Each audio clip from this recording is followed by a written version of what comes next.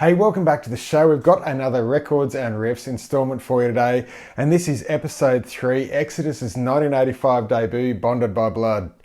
I get super excited talking about these classic albums. This is absolutely one of my favourites of all time. And Exodus Bonded by Blood, it's just absolutely amazing. There's no filler at all through this whole album. It's all killer. Every single song is just so good, and the dynamics up and down through the whole record.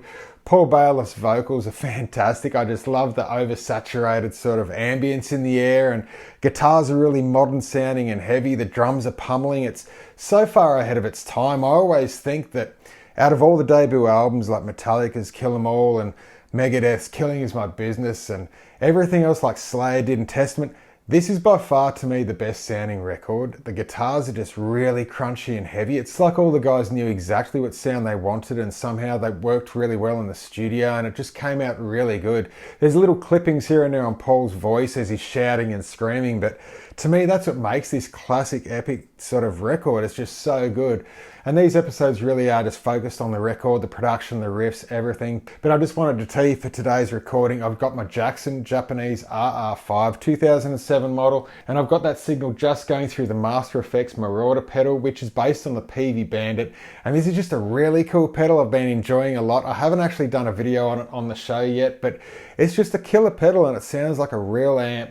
And that's just going into the Orange Pedal Baby 100 power amp, where that's going into the Reload 2, giving us our signal just so I can record this on the show for you today.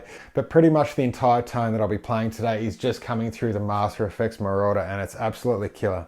But anyway, about the album, Exodus Bonded by Blood 45-minute onslaught was released under Combat Records on 25th of April 1985. The members on the record were Paul Bailiff on vocals, Gary Holt on guitars, Rick Hunolt on guitars, Rob McKillop on bass, and Tom Hunting on drums. Recorded at Prairie Sun Recording Studios, California, it was completed 8 months prior, but had some challenges getting an official release due to label constraints. The budget was a little hard to dig up though. Gary did mention in a Rob Flynn podcast that they got an 8K advance for making the record, but that's about all the info that I could get on that. And there's no credible public info on how many albums have actually been sold worldwide either. I tried to just find all these things out, and there's just so much grey area with this album.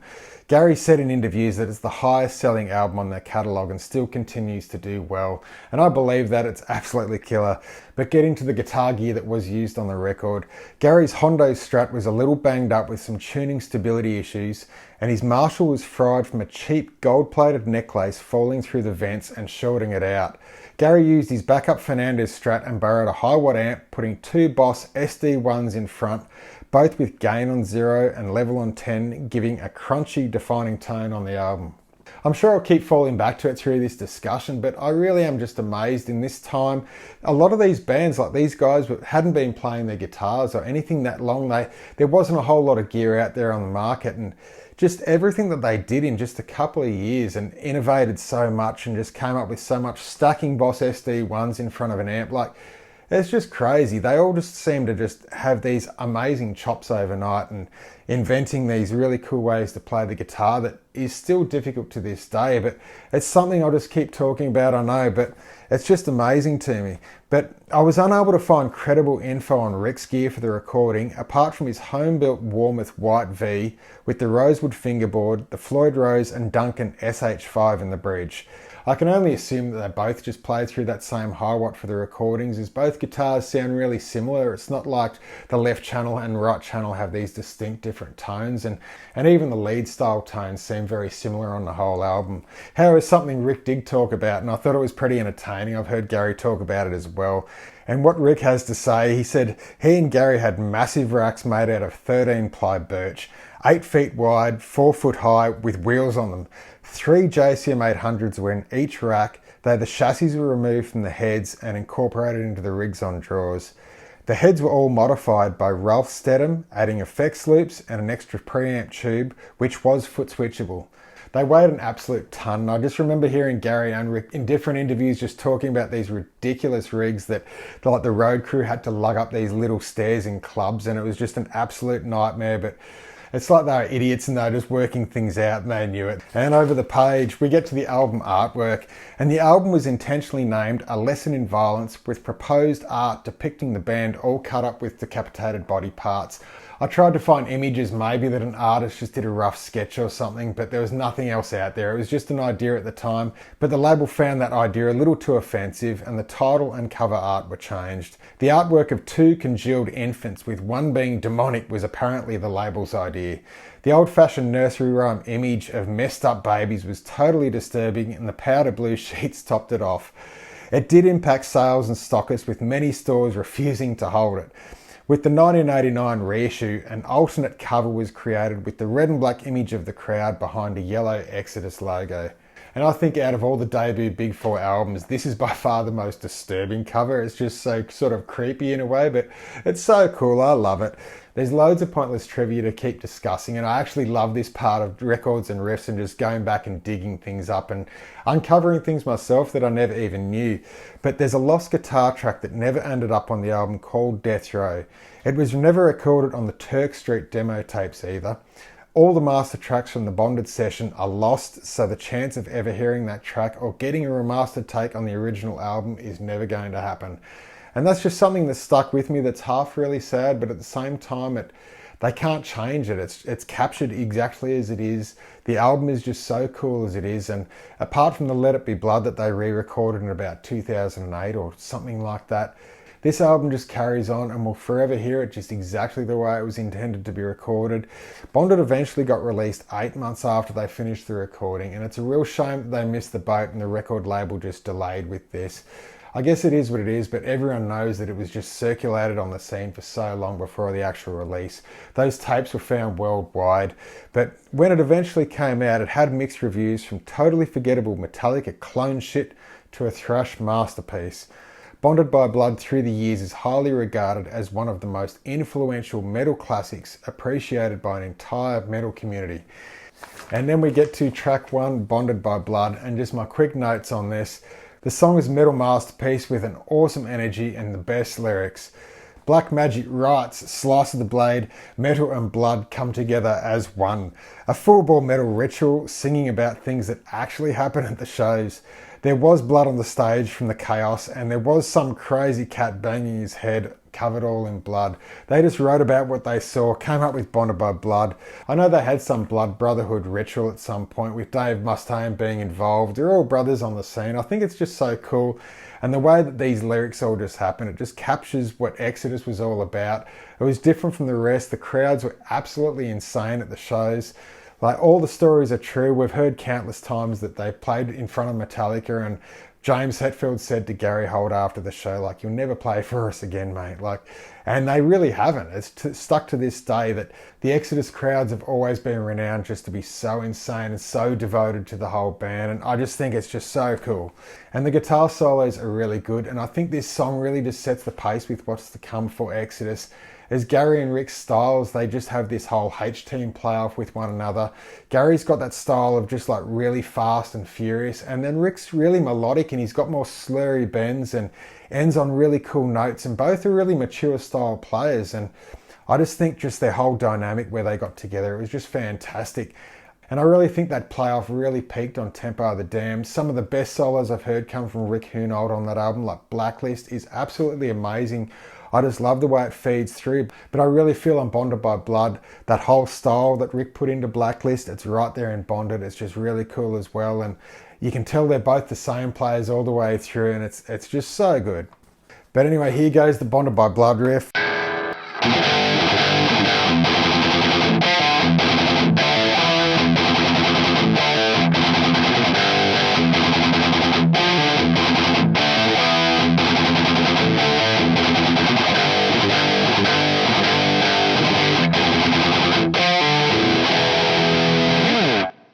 Such a killer riff. I just love that song. But anyway, getting on with the show, there's so much to get through here.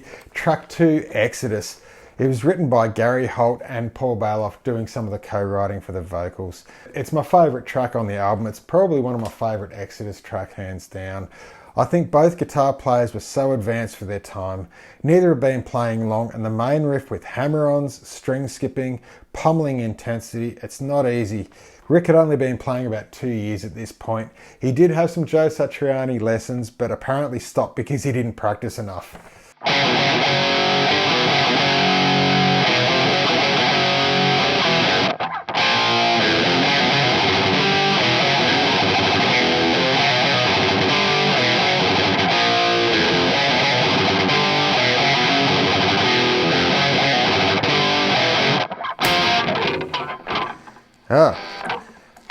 Just swapping guitars. Always have a backup guitar, I guess. I love that RR5, but every time I play it, the A string just snaps whenever I get excited on those riffs.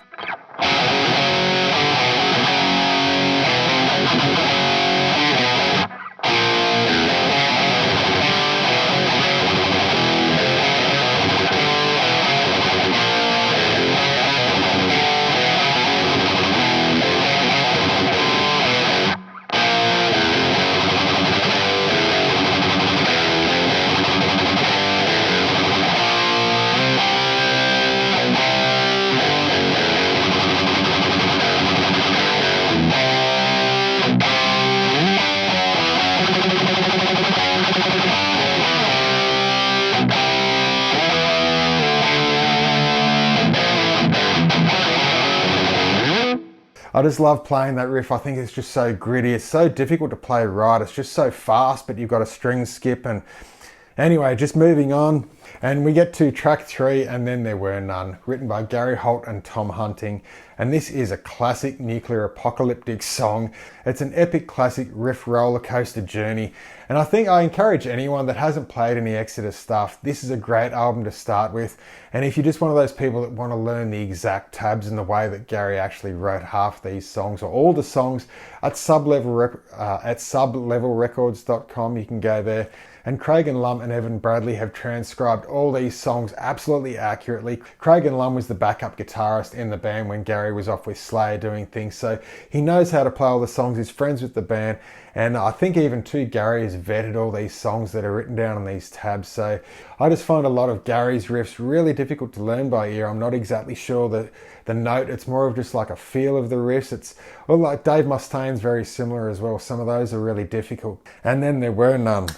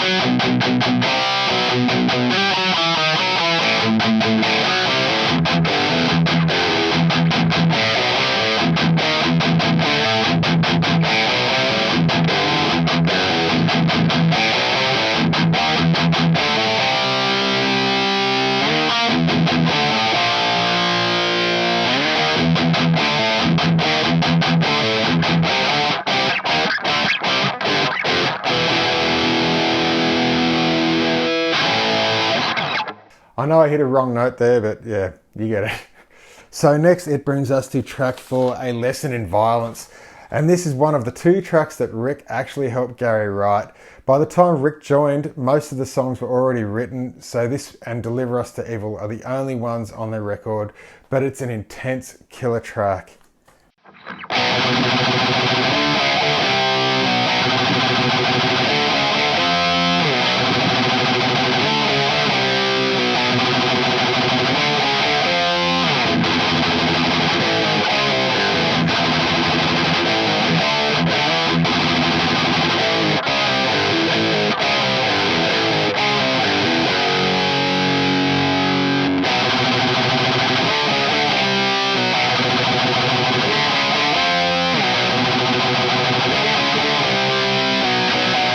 And it just goes on. It is just so fun to play though. They all are. It's just intense right hand workout. You can just feel the adrenaline in those live shows. And we're getting through them now, but track 5, Metal Command. What have I written about this? It was written by Gary Holt with the lyrics co-written by Paul Bailoff. And I love this riff. It's classic Bay Area swing and feel. All these early Bay Area bands had such unique riffs with unpredictable stutters and timing. Very traditional styles relying on note choice and deliveries over production and high gain distortion. And that's really what I love about these early bands. It's just so cool.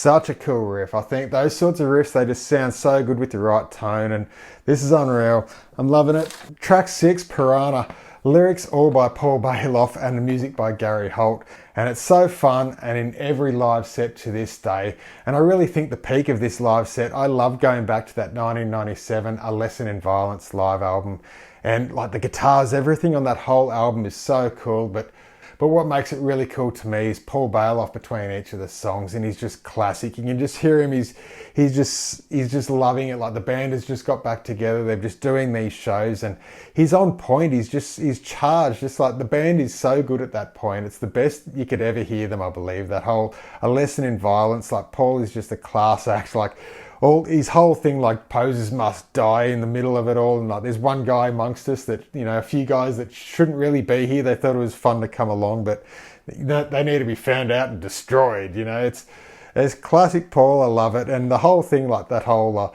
like this ain't no tuna fish, and I just think it's so good. It's just a great song. It's a great start up to how they have it in their live sets, and great song.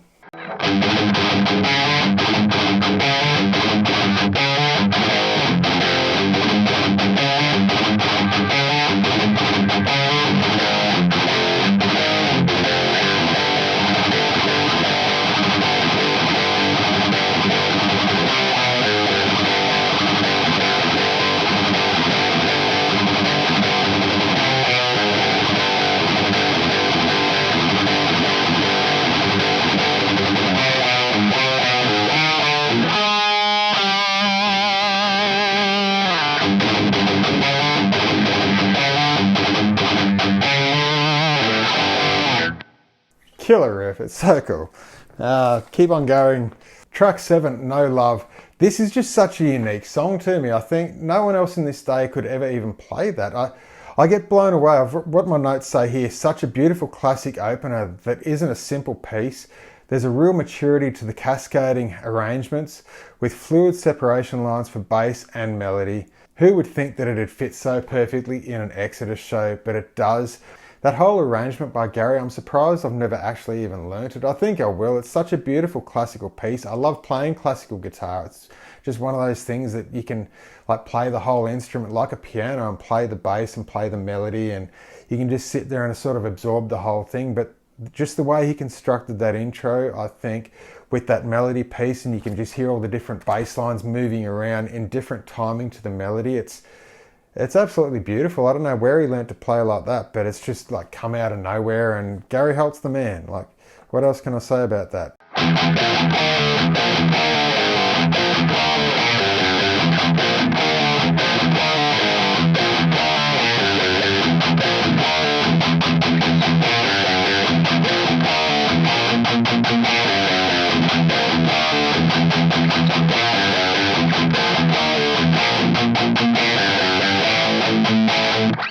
Great song, and it's just got that whole really cool sort of Hawaiian interlude that goes into the guitar solo, and they play it beautifully in that live album. It's a really shame that they did actually record that for a DVD release, but I think some footage was lost, or they had to do some overdubs, and that's right, and Gary actually spoke about this. They went back to make the video release, and when they were doing the overdubs, because they had to fix up a few parts in the concert, Rick Hunolt played some different pieces that he actually did in the live setting. And so when the video would have been compiled and put together, like it was like an Asian Chinese overdub movie, and like his hands didn't suit the positions. But in all honesty, I wouldn't care if there's little tiny nuances like that with that live footage. Like that, to me, that doesn't matter. I just want to sort of see the band come back with Paul Bailoff and just actually see it on the screen. Until now, I've just imagined what that concert was going to be like, and I just love to see it. I think it'll be so cool just to release. And then we get to track 8, Deliver Us to Evil, written by Gary and Rick, as I said earlier. It's an absolute classic, this. And again, it's a whole riff roller coaster, just like And Then There Were None. And I really think these songs are what lead into that whole sort of classic Exodus way that they write songs like Funeral Hymn and massive epic arrangements that went on later. But this is where it all started, and I think these songs are just really cool for that. There's like key changes, timing changes, just the riffs just keep evolving and going on, and they're just so well done. But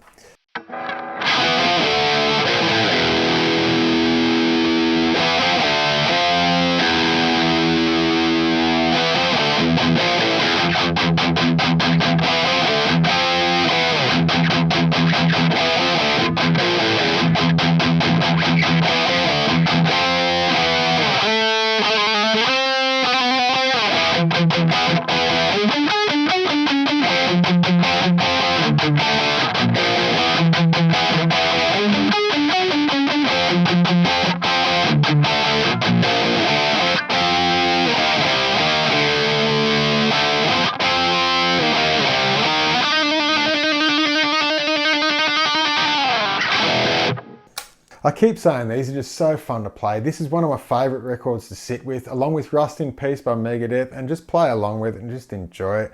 Anyway, we get to the last song on the album. This is track 9, Strike of the Beast. Lyrics by Paul Bailoff and music by Gary Holders again. So this is one of the first, or if not the first riff that Gary ever wrote, even when Kirk was still in the band. And I believe Kirk wanted to change the riff a little bit, but Gary stuck to his guns. The riff stayed, the song stayed. Gary took hold of the band, and this song's really close to him, and it's in every live set. It's just a killer riff. It's hard to play, but it's just so fun. A great closer for the band, and I'll see that riff out to close the show. But this has been a blast making the Records and Riffs Exodus Bonded by Blood. And look, I'll see you guys all next time. But until then, take care.